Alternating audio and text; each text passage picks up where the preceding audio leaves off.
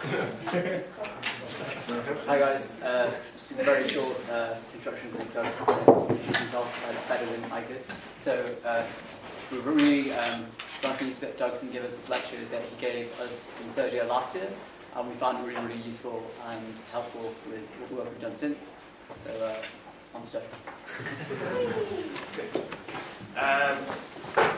So first of all, I'd like to thank ADAS for inviting me here today and giving me the chance to speak and share the same platform that's been shared over the last 12 months by Reek and Hall, Richard Murphy, and of course Kengo Kuma. And some of you, second and third year, may know me through my tutoring. All of you should be thinking, why is he giving a lecture when we had Kengo Kuma? And a big part of teaching architectural education is teaching you all to be critical, honing your critical apparatus. So all of you should have a thought in your mind right now, if you're thinking critically, and that is...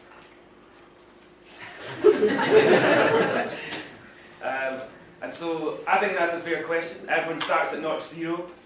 And so before we get to the main part of the lecture, I'm going to introduce myself to sort of justify why you should listen to a word I say.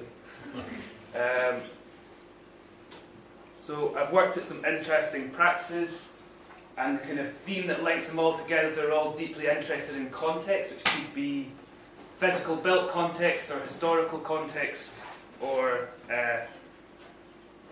landscape, geographical context.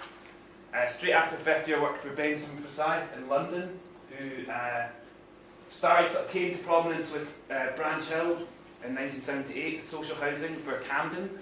They worked for Neve Browning and they built this, which was notorious as the most expensive social housing ever built. They're most famous for the National Gallery of Ireland project in Dublin and the Museum of Scotland in Edinburgh, both of which made the shortlist for the Stirling Prize, and the Museum of Scotland is actually the only ever building to be awarded second place in the Stirling Prize. And this sets up a recurring theme in my career of always the bridesmaid and never the bride. So both these projects were completely finished and done and dusted before I joined, so I've got nothing to do with them.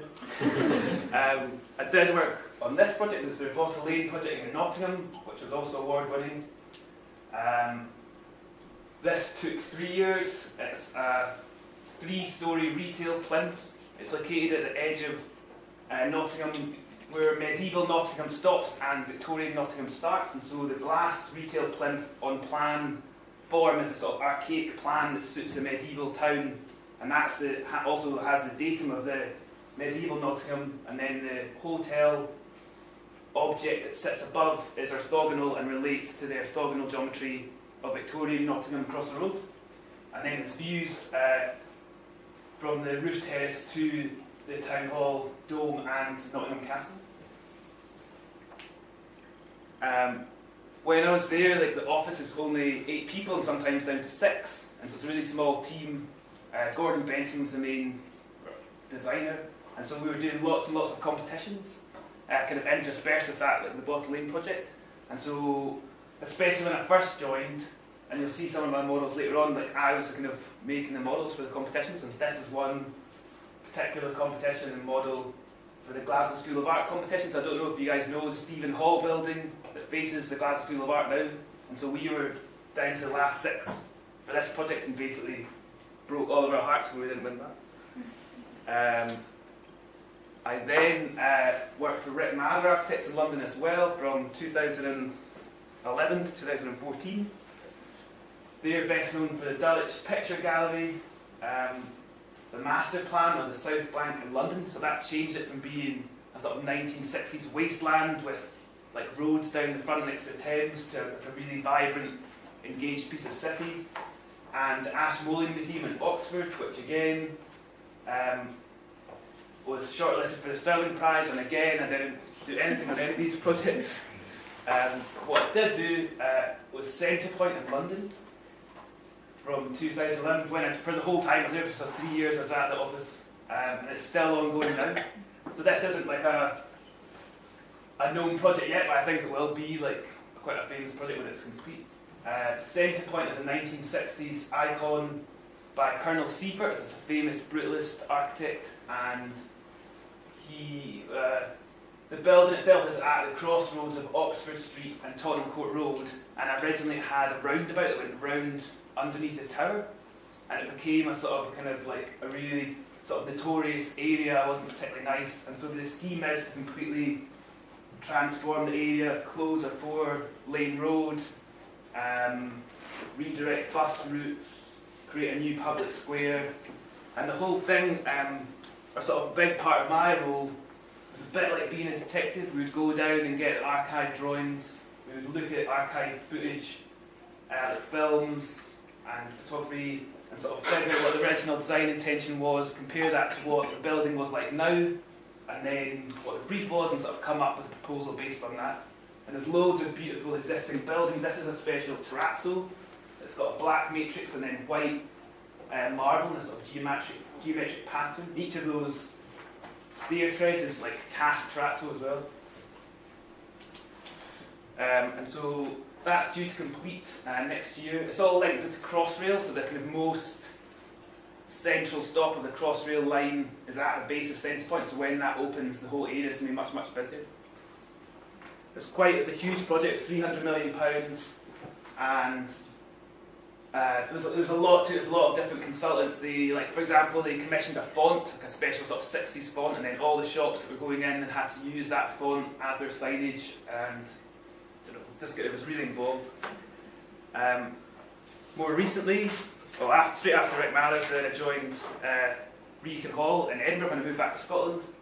So that was from 2014 till this May. And kind of on the same theme, I got sort of closer still. So the 3 years I was there, each year Beacon Hall were shortlisted for the Stirling Prize. So the first year for the Maggie Centre in Lancashire, and then the Riverside College in Glasgow, and then this sort of city campus of the same sort of one super college over 2 campuses. And again, I didn't draw a line, but I did go to all opening parties, so perhaps I'm sort of sneaking closer. And then what I did spend my time on was delivering Orium, which is Scotland's Sports Performance Centre. And so this is at Heriot Walk campus, and this is now the training base for Scottish rugby, Scottish football, basketball, squash, badminton, I'll probably miss some sports. The main space is a full-sized 3G indoor football pitch. It's the exact same dimensions and proportions as Hampden, because not all football pitches are the same size. And so if you train here and you take a corner, and then on the Saturday you go and play at Hampden, then you have kit the exact same dimension. And so the span is over 100 metres. Adding polycarbonate externally because it's really cheap. And we have to, because the sizes are so great, if you've got to do 100 metres of anything, it's going to cost a lot of money. But it also had a beautiful ambiguous quality and changed a lot of the light. And then it's got a PVC roof. And then in May, I joined Mary's office, Mary Arnold Forster Architects. And then really recently, her Black Shed on Skye was shortlisted for the Doolan Prize, which is Scotland's equivalent of the Stirling Prize. This is a house we've been working on together. I want to show. We're calling the Hit and Miss House, which is up on the west coast of Scotland. And the plan that we've come up with has a hit and miss pattern of windows, so that it'd be a window looking one direction and then a blank and a window, and then the opposite wall will have the opposite pattern. And what that does, it makes the building into an instrument that compresses views, so it sucks in the long views to the small aisles and then juxtaposes that with closer views of bare rock. So when you're in your living space, you might kind of look one way out to islands, but then the other way there's rocks, you're sort of nestled in behind these sort of steep rocks. Sorry.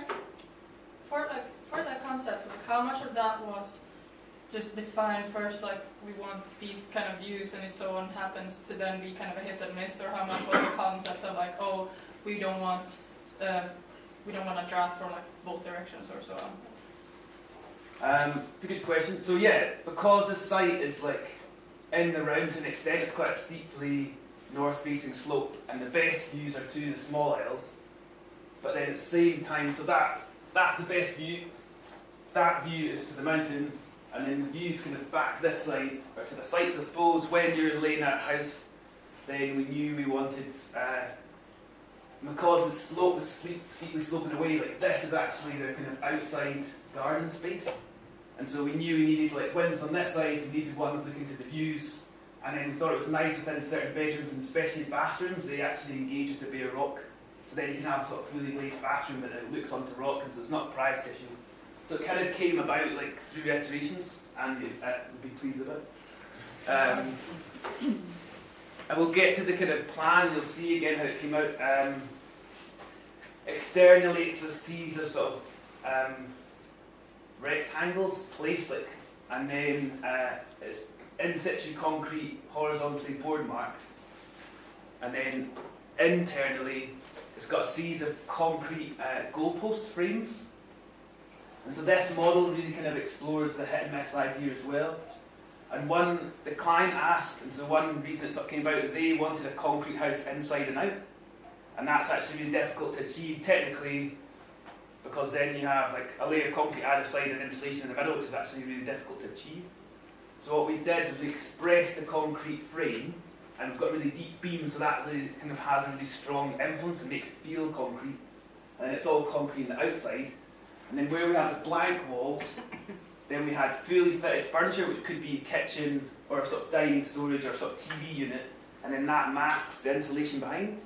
And then when the concrete fin meets the like concrete on the outside, then that's where a window comes. So then the window frame itself like masks the insulation and kind of masks the junction, so it feels like the concrete's going inside to outside. And so again, that's kind of why the sort of hit and miss idea came about. And I want to show this model because it's kind of a bit like that. We practice what we preach, and so this is what we kept saying to second year last year: like, make these big 150 models of your bathhouses, like get your camera in it and take photos, and so that's what we do. In between practicing, I also taught at the University of Liverpool for 2 years and had a lecture series.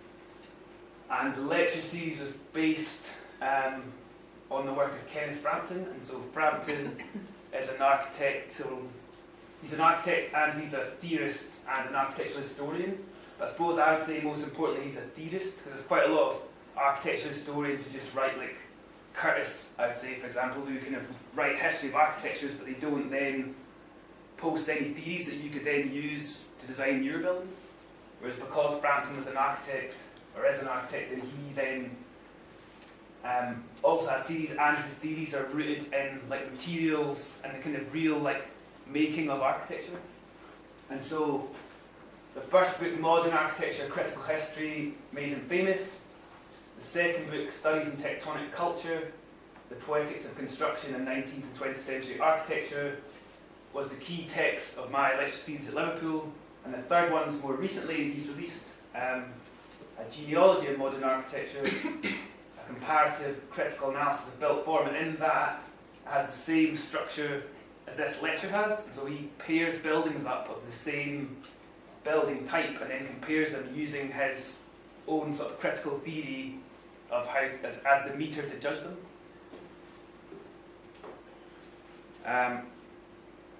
And so what is tectonic culture? And so Frampton suggests it's a common culture shared by architects interested in this expressive potential of structure and construction details. So the dictionary definition of tectonics, and it's a word that's used a lot by architectural tutors and lecturers, but Frampton's definition was what I like, is a poetics of construction. So it's taking materials further than just putting them together, using them to express your idea. And so a part of his book he has this, the architectonic ideal, which is the balance between the idea and topos, which is site and context, typos, which is function and brief, and tectonics, it's how it's made. And so all buildings exist on a spectrum between rational and irrational, or physical and metaphysical. And so we flipped back to the examples.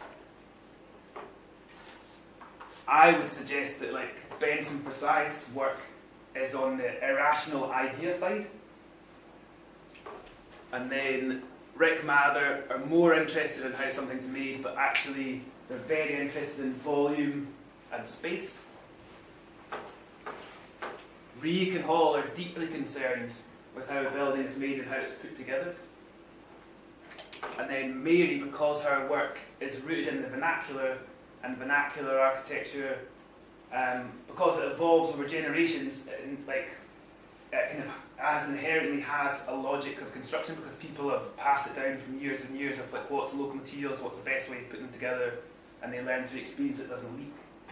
And so you could summarise my career as a migration from the irrational to the rational in order to become a bride and shed off the bridesmaid tag. Okay.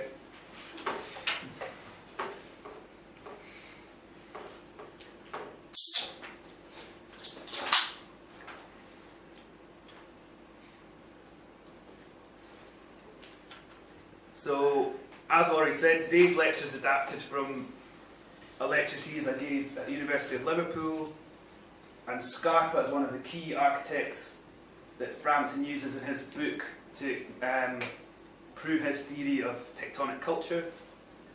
And the discussion of the lecture is about narrative of space, and by that I mean like a designed spatial journey through a building and a site.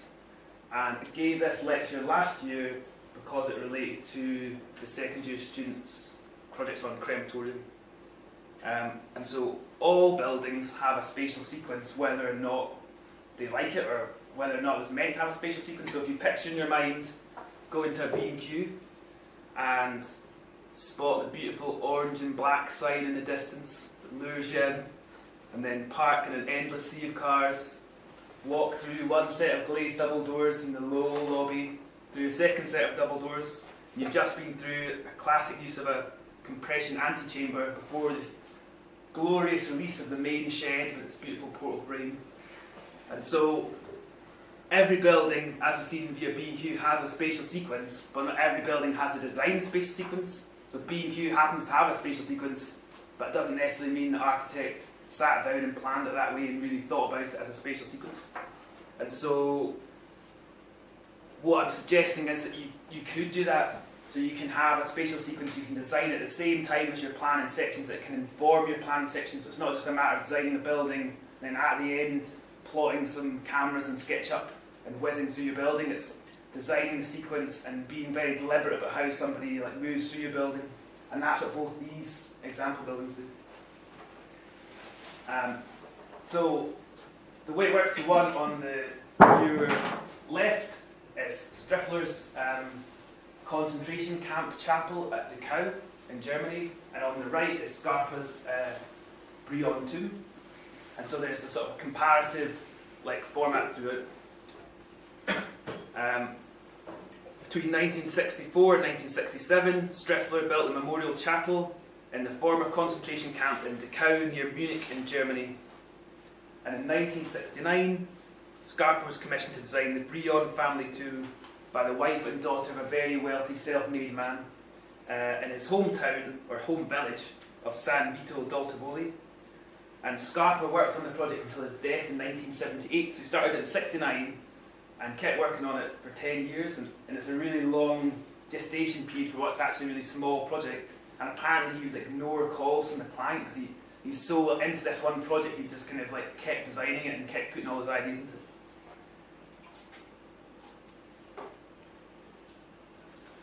So to compare the two ideas of the project, Striffler realised that his building needed to be completely organic and have an organic plan, and it couldn't at all relate in any way to the marching orthogonal grid of the concentration camp.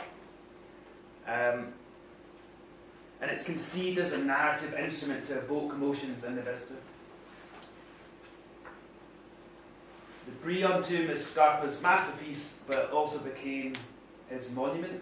And in an ironic twist of fate, the very first mass ever held there was his own. He fell down a flight of stairs in Japan and died not long before it was completed.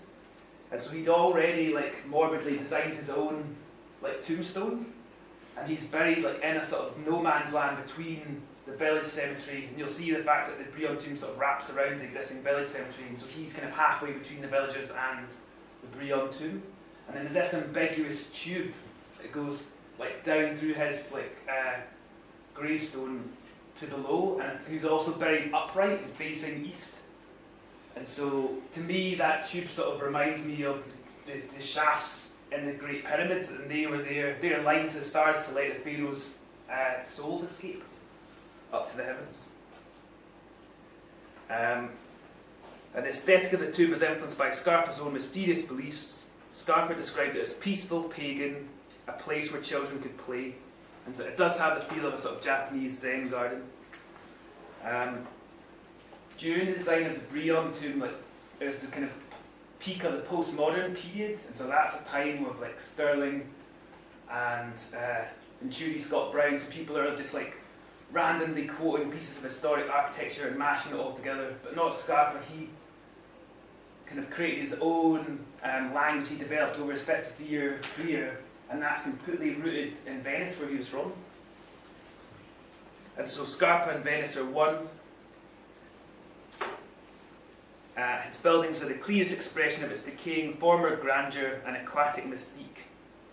And in the Brion tomb, water takes a central symbolic role. And Scarpa's reading of Venice, and this is Frampton's suggestion, is of a palimpsest. And so a palimpsest is like an ancient parchment that's been written, and then because they don't have enough parchment, rubbed out and then written again and again. And so it's like layers and layers of history all on top of each other. And so because Scarpa's Venice has been altered time and time again, and every building's been touched by many architects, it's got layers and layers of history. And that's in Scarpa's work as well, he kind of reveals the layers of time. And this directly translates into his drawing technique. And so Scarpa would get a piece of ochre card, draw his initial sketch, and then he overlaid it with trace, like time and time again, until he was pleased with what he had, and then he would trace that back onto the ochre card and start again. And it just kept going as a circular drawing technique. And then just at the last minute, they would trace off the final construction drawing and take it to site. So it's like deliberate sort of procrastination, and there's a real link between draftsmanship and craftsmanship.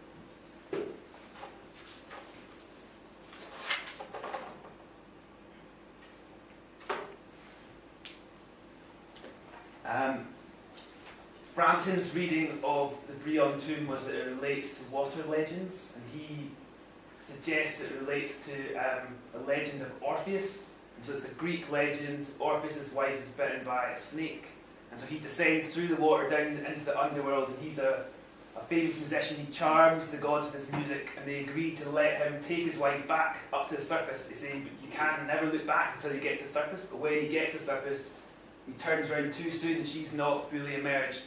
And so she disappears forever. And then years later, he's killed by a gang of women. His head's chopped off and he's set down the river. And then this is what's depicted in this painting by John William Waterhouse. And then a second pre-Raphaelite painting by John Everett Milias shows Ophelia, sort of dead and again, sort of floating through amongst the lily pond.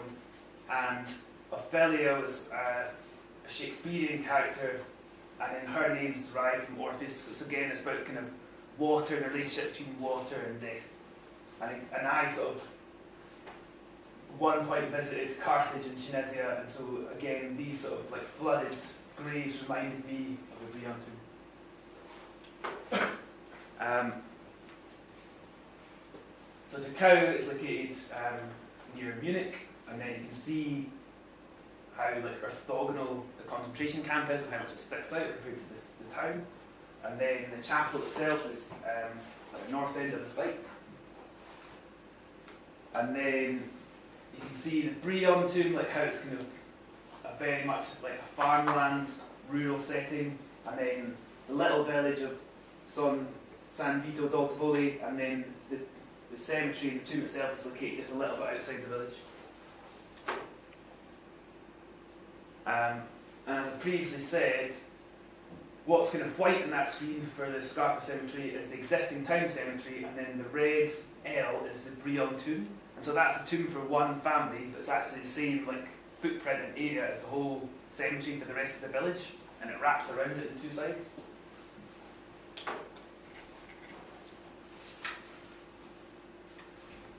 Externally, the cow chapel sits low and long in a sea of gravel. There's no openings externally, and it resembles like a concrete machine gun pillbox. The Scarpa cemetery, you proceed up a little country lane lined with cypresses, and again it has a sort of concrete wall around the outside, which looks like a battered wall, which is a defensive castle wall that gets thinner towards the top, but actually it's a leaning plane, and then the concrete vertical fins support it.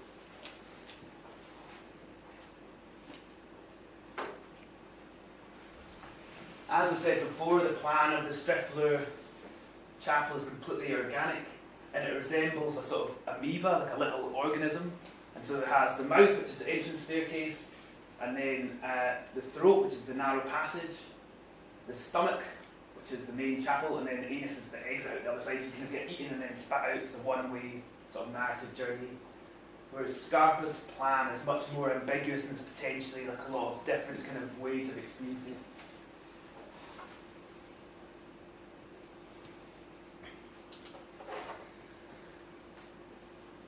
The Breon cemetery, or Breon tomb, is made up of 5 elements. The first is the propylaea, and the original propylaea is the ceremonial gateway entrance building to the Acropolis in Athens. And this is at the water end of the site, next to the lily pond, which has a sacred island upon it. The central focus is the Arcosolium, and an Arcosolium is a vaulted catacomb where people were buried in Roman times. And then this is turned at 45 degrees to the main plan to show that it's the central focus, and it's at the knuckle point where the two kind of wings of the L meet. There's a concrete canopy where other members of the Breon family are buried. And then the chapel, which is the second most important, or equally most important element with the tomb, and again that's rotated at 45 degrees. And this is the concrete end of the site.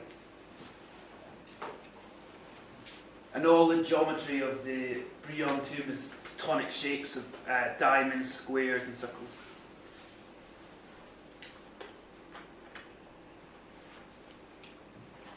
Okay, so we come to the narrative journey, and so I'll go through the Striffler journey first, and then I'll skip back and do the Scarpa journey. So to enter the chapel, you descend down the wide fanning out stairs, which are set flush into the sea of gravel. It sucks you and sort of draws you down as if the inevitability of gathering in the Jews and collecting them together, and the no escape. The concrete ceiling sweeps over you, and there's just a narrow line of light left. You proceed down the passage. You notice the relief sculptures on the side picked out by the light, and this is perhaps kind of influenced by Gaudi and his sort of petrified figures in the Sagrada Familiara. This represents the mass grave of the Jews, and at this point you kind of realise that in this ground was where people were buried, right next to just the other side of your concrete wall, and you realise the kind of true horror of the site. You approach a huge brass door that's silhouetted with just white light round all sides, and you're very apprehensive at this point, and this represents the past, where this represents the moment between life and death. The door swings open, and you come into the central courtyard, and at this point all the kind of horrors of the concentration camp are completely blotted out by the walls, and you just see the sky, and so this represents sort of a calm oasis of heaven. The chapel itself is very simple.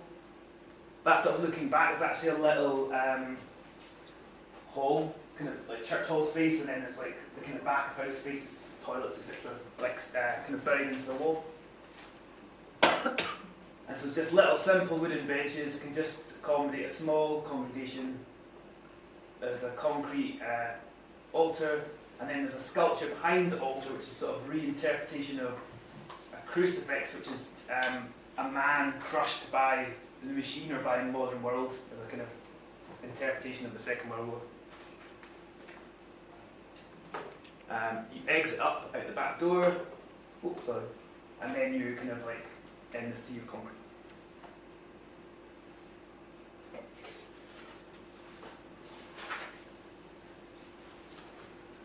And that completes the Striffler journey.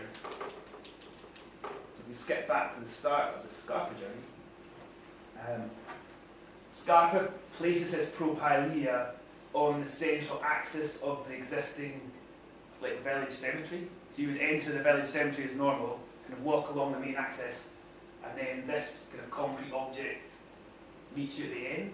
But there's kind of normal gravestones within the middle of the cemetery, but round the outside, presumably, is the richer families, and they have individual family tombs, like that pink one next to Scarpa's. And so you can walk inside those. There's normally just a little kind of niche in a shrine for putting flowers, and then most of the depth of it is the actual coffins, and so they're stacked up. You can sort of see the white plaques. So each family might have a stack of coffins. And so Scarpa deliberately makes his propylaea look a bit like one of these tombs.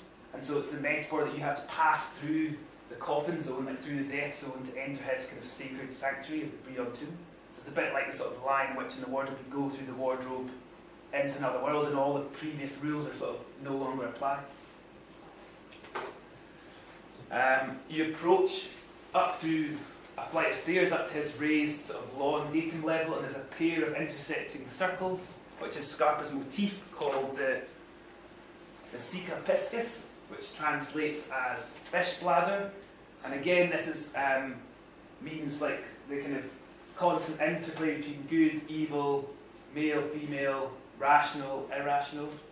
And apparently Scarpa found it on a packet of Japanese cigarettes, and he liked it, but then when he sort of looked into it, he discovered it had like a long lineage in architecture in the European tradition, including like Bernini's church in Rome. And Scarpa kind of repeats this motif in a lot of his projects. So the central image there is the bank in Verona, and that's he kind of uses a brass sort of double circle to celebrate the junction between column and beams. And then this is two other moments in the Breon cemetery where it has a specially designed sort of little font, and then here it's almost like a little viewfinder that frames the view of the church of the village. I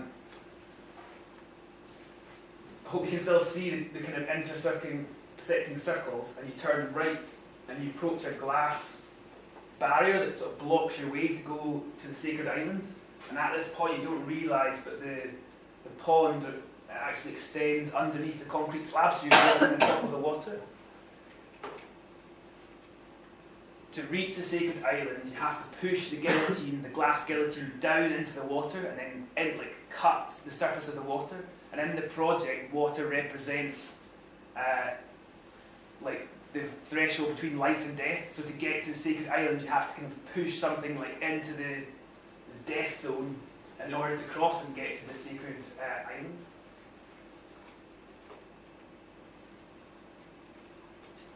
At the sacred island there's a sort of plaque, an ambiguous plaque in the lily pond, again with a sort of dark sinkhole down into the underworld, the viewfinder that I've mentioned.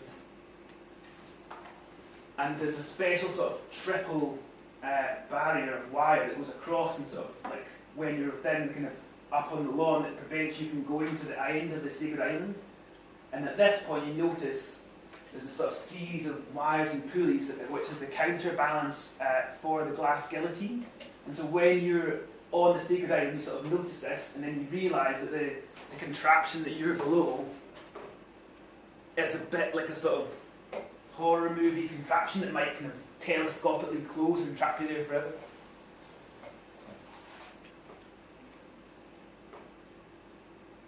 That's the sort of triple wire barrier you can see there.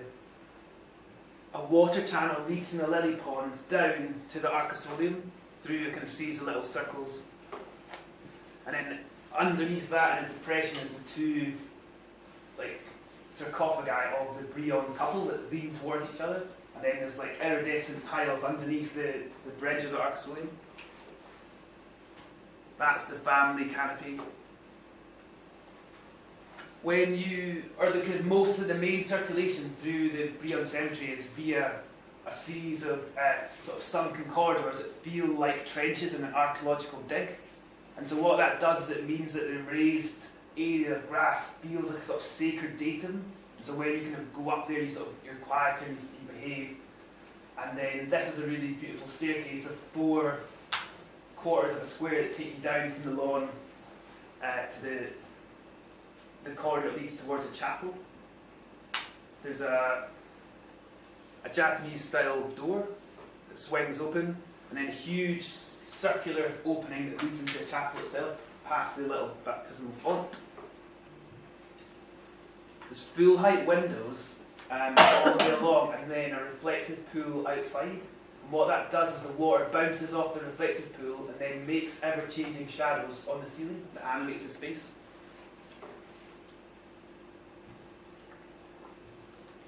Behind the altar itself is little brass windows with thin travertine that glows, little sort of ziggurat detail in the corner of the altar, and then above the altar is a special roof light which looks like it's been cast using a sort of Mayan pyramid as a mould. You then proceed out of the set of double doors, across the stepping stones to the outside of the chapel. And there's a series of these sort of ziggurat type profiles that wrap down and under and across the stepping stones and sort of wrap up and become the chapel, so it feels like a real, like a sort of lost civilization. And the chapel emerges from the water. So this is the concrete end of the site, but then it is a very alive place. There's like fish in all the ponds, loads of kind of birds and insects buzzing around.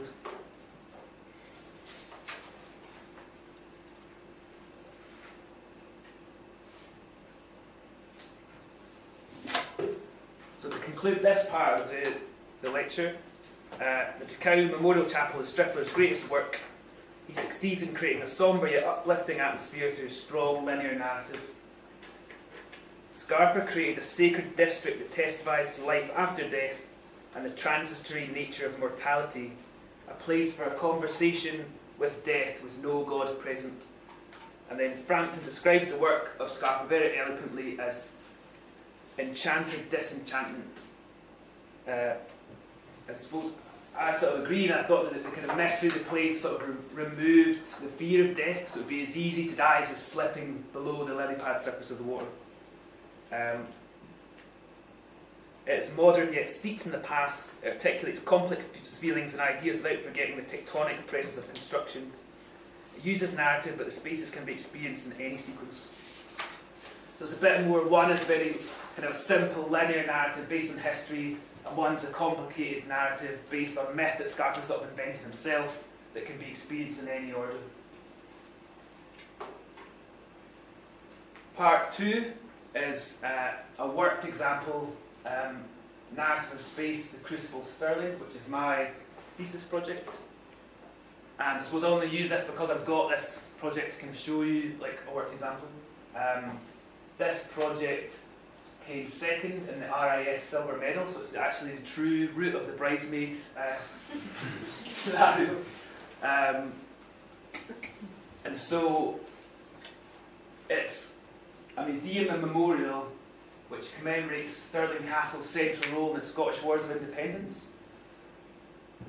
And the Scottish Wars of Independence is a 50-year struggle that left a lasting impression in the Scottish psyche and includes the battles of Stirling Bridge, Bannockburn, and sort of quite a lot of sieges of Stirling Castle and the sort of defeat of Falkirk.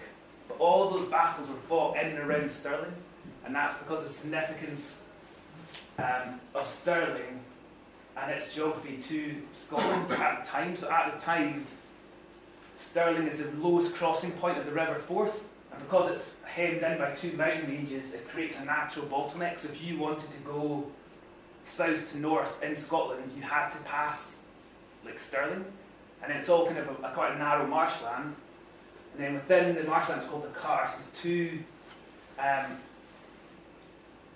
like escarpments, Stirling Castle and Abbey Craig, which now has a Wallace monument on it, but at the time had nothing. So these are 2 like, crag and tail outcrops caused by glacial action.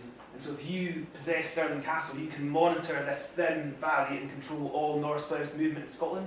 And so that led Robert the Bruce to describe it as the key to the kingdom.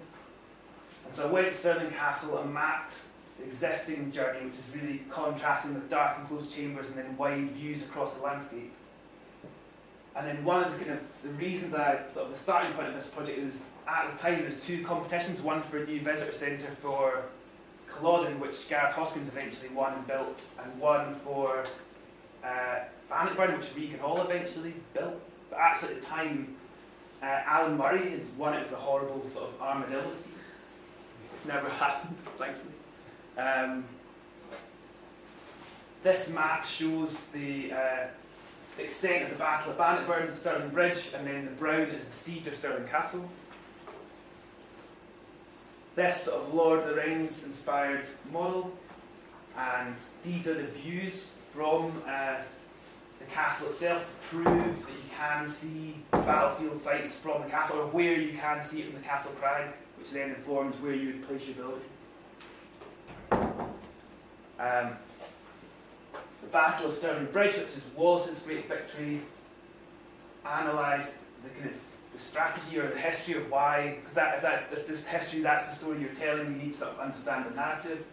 And so the English have possession of the castle, Wallace positions himself at the high ground of Abbey Craig, the English have more numbers, how do you win? And so this whole land is a marshland at the time. There's a really narrow bridge and then a really long causeway, which is basically almost a bridge as well. And so he lets half the English army cross and then string itself out. It's only wide enough to be 2 horses or 2 people at a time. And so then he attacks from the side, and so they can't sort of use their normal strategy of charging their cavalry, and that's how he wins. The Battle of Bannockburn is a 2-day battle. In the first day, Bruce is positioned at the Borestone up on the higher ground in the forest, and the Borestone is where the Bannockburn Visitor Centre is now, but it's actually not a particularly significant spot. It just happened he was there the first day and put his flag there. But actually the real crux of the battle happened down between the Fork and the Bannockburn, and that's actually just kind of an industrial estate and fields, if you actually bothered to go there as I did. And so he won because he charged down. The English didn't realise they were stuck in a fork between the stream, and they couldn't outflank the Scots, and they got pushed back into the river. The building itself, which is this here, is an extension to the castle. It's not an annex. So you have to enter the castle, experience the journey, and then bridge across into the museum. The geometry of the building is set by the site itself. So the wall to the west is set by the road, to the north is the existing dry moat, and the south is an extension of the outer forework of the existing castle. I was looking at Scottish castle plans, and this is actually Claypot's Castle in Dundee, the sort of middle one, and that then sort of came across the idea that you'd have a circular shape, because that's a really good shape for bouncing off a cannonball, but it's not a particularly good shape for a room, so you get a square room inside to suit the furniture, and then little niches are carved out for storage or sleeping, and circular spiral stairs. And so the party diagram of this building, the outside form is set by the site, and then there's 3 chambers. Each chamber frames a view to battlefield site, and the chambers are orientated exactly to the battlefield views and don't relate to the outside geometry. So there's a schism between the outside form and the inside form. And so in the plans and sections, then the views of each chamber are picked out sort of in the colour. And then this exploded axonometric sort of shows the 3 chambers and the views, so the Battle of Stirling Bridge, the Battle of Bannockburn, and the Siege of Stirling Castle. I looked into the geology in order to choose the stones for the cladding. Externally, the building is completely plain except for the 3 chambers to reinforce the idea. And each chamber is clad in a different type of stone. The siege tower is clad in thin travertine, and so then that becomes a beacon at night. We'll come back to that. And so this is the journey, the narrative journey through the building. I went to a lot of local museums and then catalogued the artefacts from the Scottish Wars of Independence, and then they're displayed chronologically in order as you go through the museum. And so now you know the project, this is kind of explaining the example and how the narrative was developed at the same time as designing the plans and sections. And so first of all I built a 1 to 200 model, and then a 1 to 100 model. And so this is kind of taking you through the narrative. So the big image is the 1 to 100 model, the smaller one is the 1 to 200 one, and then the initial sketch. And so basically the narrative started out as just rubbish sort of sketches, then improved a model, and then the sort of final model kind of moved it further again. So you cross the bridge from Stirling Castle, and the siege tunnel marks the entrance. You walk across the mesh and you sort of look down through it, down into the existing quarry that the building nestles into. You enter the Stone of Destiny chapel. Now the Stone of Destiny was stolen right at the start of the war by Edward I, because that they used the stone, it would sit under the throne when they crowned the Scottish kings, and so symbolically he thought if he stole it then you wouldn't be able to crown a new king. And so this space needed to have a chapel-like atmosphere. And so I sort of developed a 1 to 20 facade model that described it would have sort of glowing travertine inside to give a chapel-like atmosphere, but then externally it would have angled arrow slot windows so that you didn't notice the windows, so it was only the external chambers were expressed. Stole a bit of Scarpa on how to kind of make the plinth for displaying the stone, and then there's a special roof light above. Spiral down behind the stone, past the wall of sword. You come to the Battle of Stirling Bridge chamber, and this is a tall, thin chamber because when you view the Battle of Stirling Bridge from this building, it happens that it's a tall, thin battle because Wallace started at Wallace Monument and charged down to Stirling Bridge. And then there's a reflected pool in the foreground, so there's no handrail. And you can see the sort of earlier iterations of it. All these photos are taken using a model scope, which I'm told there is one that Dundee University owns, and so then you can attach that to a camera and lower it down into your model, and you get these circular photographs, which you can then crop and sort of Photoshop. They're really low res, it's not great, but it's a good method. You get to the bottom of the chamber, and this represents Wallace's betrayal and execution, and Bruce in exile. Bruce then gathers himself, tries again. He ascends the grand staircase, and on the staircase is a number of plinths placed in the stairs with artefacts from the Battle of Bannockburn itself. The Bannockburn chamber sort of looms across over the staircase because it's not the same orientation, and this is sort of represents Bruce knowing his fate. He's kind of going up towards Bannockburn. You come out to the Bannockburn chamber, which is a wide chamber with no roof because the battle was fought over 2 days. And again, it's sort of copying Scarpa's sort of archaeological trenches. And so the first trench, the short trench, points towards the Borestone, which is the start of the battle. But then the longer trench points towards the fork in the river. So the story of the battle is kind of told between the two trenches. It's a sort of a reinterpretation of like a brass plaque at the top of a mountain, and you get one that's like, oh, that's Ben Ledy and that's Ben Laws. You ascend up the dark siege tunnel, past Bruce's skull and fragments of his tomb, because he died before the signing of the Declaration of Arbroath, which is kind of the Scottish Declaration of Independence, which is lit from above by the light coming down the siege tower. And you ascend up the siege tower, and the finish of the journey is sort of the new unique view of Stirling Castle. And so the last part of the lecture, I'm sure you'll be relieved to hear, is the parallels with the filmmaking process and the Lord of the Rings. And so when I was doing this project in 5th year for Christmas, so like the halfway point is where you are right now, if you're in 5th year, I was given the Lord of the Rings trilogy box set. And I obviously had a lot of long, lonely nights making contour models. And so I watched not just the films, but the making of documentaries. And so this process then mirrored the process I was doing with my project and sort of reinforced that I was on the right track. And so similarly, I read the Scottish history, they read the source material. We then made a storyboard, which is the equivalent of sketches. The next step was an animatic. And what they did is they took a photograph of every single cell of the storyboard and made a film, kind of like a flick book. but it had the real pacing. And so if like a shot like panned across it, then they would pan across the storyboard. And if it was like a long, lingering shot that zoomed out, it would zoom out in the storyboard. And if it was like quick action shots, it would have like quick cuts in the storyboard. And so it literally, like this animatic lasted 3 hours long and was a real kind of like first draft of the film. The next step was they got kind of just random actors in to read the script, and then they put that onto the animatic, so they had a kind of version of the film with voices. And then they actually showed that to the actors when they cast them, to kind of like, so they knew like what the film was they were signing up for. So this is the scene in Bree where Frodo slips. He sticks his finger out, and he descends into the world of the Wraiths for the first time.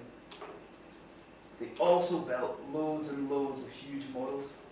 And that's Peter Jackson holding a little handheld camera, which is the equivalent of a model scope. And so he used that to zoom around Sauron's tower. Oh no, Saruman's tower, sorry. And to get these kind of like wide panning shots where they sort of spiral around, sort of like drone-like shots before drones existed.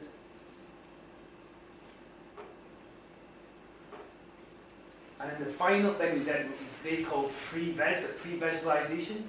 And so they got really rough sort of rendered animations of the more complicated action scenes. And so this is the pre-vis of the Mines of Moria because they couldn't make models complicated enough. And so this, I would say, is the like equivalent of an architectural render.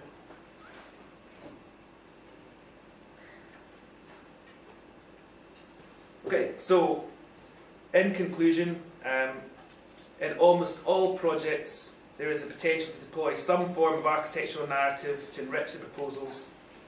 I have shown two built examples, one with a narrative drawn from history, and one that is mysterious but does create a sequenced atmosphere. And I've shown a worked example of my own work to suggest a possible method, and I've drawn parallels to the filmmaking process. So, thanks very much.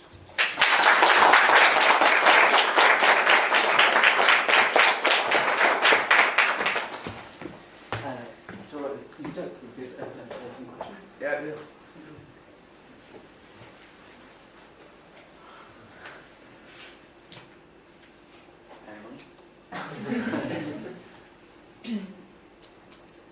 I'll go for one. Do you think, the work that you did in your thesis, looking at those examples and stuff, influenced where you, like there's quite a lot of similarities, I'd say, with Benson and Forsyth? Yeah, so that's not an accident. Like they were and probably still are one of my favourite architects. And yeah. so then, like especially the exploded axle drawing is a complete rip-off of like they would do an exploded axle drawing for every sort of competition they entered. So I was sort of looking at the exploded axle Museum of Scotland doing my exploded axle, and then coincidentally, a tutor at the Mac was friends with Gordon Benson, and then he phoned Gordon and said, "Oh, we need someone," like, and then the tutor said, "Oh, like, should meet Doug," sort of thing. And then he also knew he wanted somebody who'd make like models for his competitions, and so then the fact I was making a lot of models, like, it was a bit. So yeah, I really enjoyed that. Like, he's like, Gordon's a professor. He used to be professor in uni. He's very opinionated. He's a bit like a sort of Devil Wears Prada sort of boss. And there's like loads of, I could tell you a lot of anecdotes, probably not in a lecture, working with him. But yeah, it was really fantastic. It was like loads of good competitions and it's good time. Do you think the way you kind of looked at the process of the Lord of the Rings movie still affects your work today? Yeah, I suppose that's why I wanted to show that example of that project, the Hit and Miss House.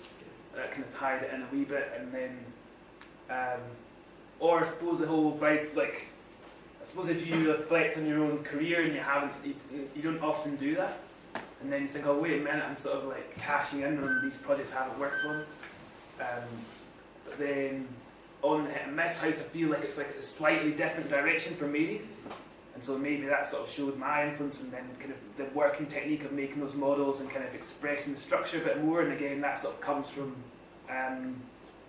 my interest in Frampton and how he kind of like the poetics and how he thinks he should like kind of should be a balance of perhaps expressing the structure and not just kind of like Frampton's a massive critic of like Gehry and like Guggenheim and Bilbao, like that's his kind of like worst ever building sort of thing, and so like and he would say like so it's kind of like the opposite of that.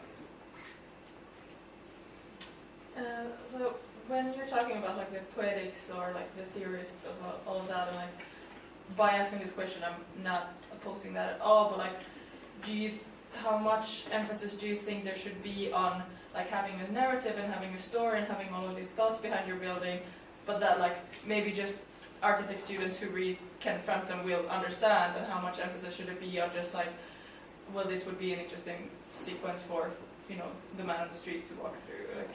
Yeah, so I don't think you need to like be aware that you're in an architectural narrative. So if you're not architecturally trained, you could still go to the Museum of Scotland and you have a narrative there that architects designed, but you might not necessarily realise you're being like manipulated, I guess, or like.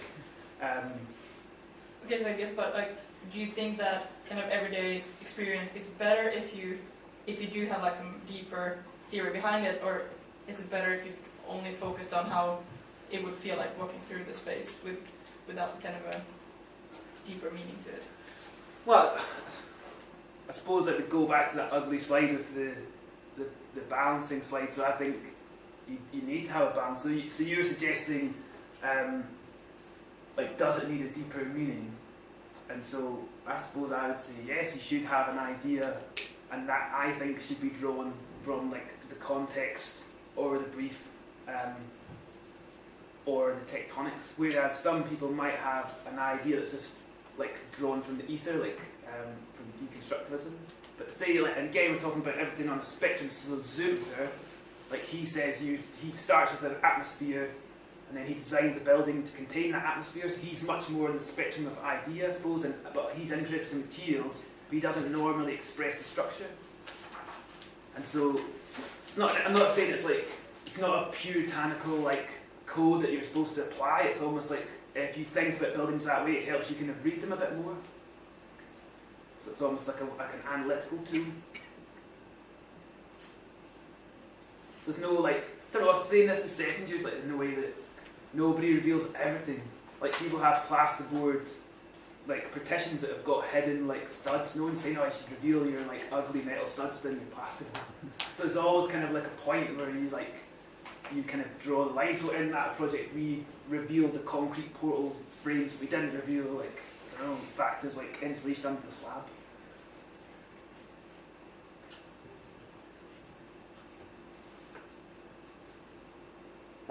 How do you think like the kind of concept of narrative in a building can be applied to one that's not arranged? It's like the one is arranged in a non-linear way. Well, I suppose Scarpa's project isn't necessarily linear, so you can go here, there, and then I suppose the fact, like a narrative is more applicable to certain projects than others. So it's definitely more applicable to my museum design and like the Striffler project because they're based on a sort of linear real history. But then like the Hit and Miss house, for example, it's quite a short narrative. You come in the front door, you proceed through a series of portal frames, and then you get a view to the like small L's at the end. So it can be quite simple.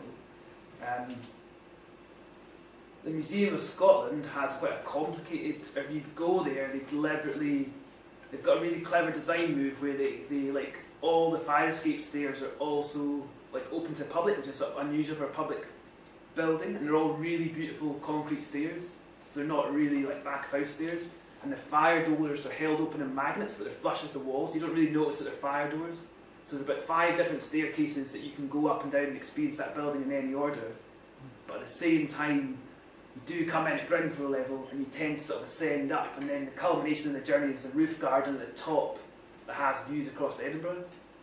And so, but I suppose like there's a kind of overall narrative to that, but then you could never, like, no one could experience the whole building in one go. It's too big, or do you get forced in?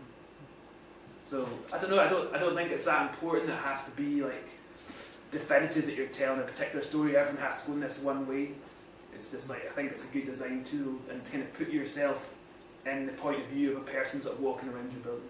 Do you think that's something that, particularly like university, we maybe don't account for as much, is that in the real world when you design a building for someone, they're not going to go in once generally, they're going to experience this for like many, many years, so maybe they will pick up on more of these subtleties, but you sort of kind of design like competition work, so maybe it kind of has to be a bit in your face, like subtlety is a little bit lost. Yeah. I don't know how to answer that one. Yes, designing a building to be layered over time, like re-watching a film and getting the jokes second time round. Yeah, I think you can definitely I know what you mean, like buildings can be sort of like a sort of one-trick pony and kind of be all about a single concept. So yeah, I think if you I don't know, I think you could do a concept that wins a competition, and then you can then sort of layer in like more interesting kind of like extras like after that. Like the Orion project, for example, it's got a really cheesy like concept of so when to win it, like it was judged by Sports Scotland, the SFA, and like Edinburgh City Council, but they cleverly knew that basically like Sports Scotland is like almost all football people, the SFA is obviously all football people, and most people in Edinburgh City Council like football, and so in order to win the project, even though there's loads of sports, it's kind of appealing to football, and so they did this drawing, or knew everyone had to span the roof, and then the roof isn't like a symmetrical arch, it's a spiral arch, so it actually gets tighter and tighter and tighter towards this side. And that's because they knew everyone needed to like do a span, but they needed their span to be unique to stand out in the competition. And so they came up with a narrative for that Roberto Carlos kicked a free kick in the Confederations Cup that beat Bartes, and because he put so much spin on it, it swerved in and it was going in an equilateral spiral, and so that's why the shape of the roof's an equilateral spiral. But it's kind of like a football lie to explain an idea, but also it's like a really appealing idea to be in the papers and write in the press, and they knew they wanted loads of publicity for this building. So it's like a clever sort of competition idea to win a competition, but then once we were designing it, we layered in like loads of extras, and so like the roof, for example, has got trusses, but no one, we don't think, has ever done it where the secondary steel members go diagonally. Normally they just go straight between the trusses, and so normally this looks like a series of flower pots sort of stacked up. By doing them diagonally, you get sort of, it looks almost like sort of a cloud, or you get inside it looks like kind of a series of like stingrays sort of swimming across. And so like that's something that wasn't in the competition, but then kind of like evolved and sort of layered over time.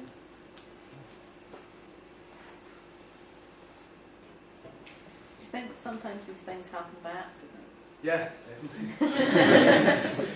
Or like, and there's loads of stuff post-rationalised, definitely as well. Like, but I suppose again that's kind of like iterative process. You sort of like try something out, and that's why if you just stick to the plan and section, then you can kind of get stuck. Whereas then maybe if you like made a model and took some photos of that might move you on, and then you go back to the plan section. So it like kind of helps you. It's like more likely you'll get a happy accident.